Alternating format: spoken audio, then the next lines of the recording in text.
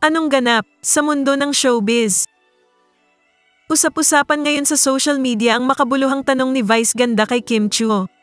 Sa isang episode ng It's Showtime ay in-interview ni Vice, Vong Navarro at Kim Chiu ang isang tawag ng tanghalan contestant.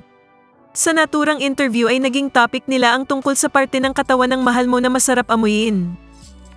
Ayon kay Vice, kapag mahal mo, gusto mo na aamoy mo lagi. Humirit naman si Vong na, laging mabango pag mahal mo.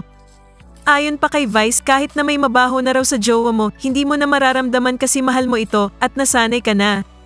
Kaya nasabi ni Kim na walang kapintasan kapag mahal mo.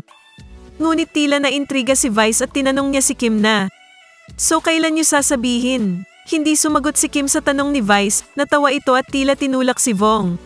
Oo, walang kapintasan kapag mahal mo. Yes, oo. Talaga. Oo. So, kailan nyo sasabihin? Eto na.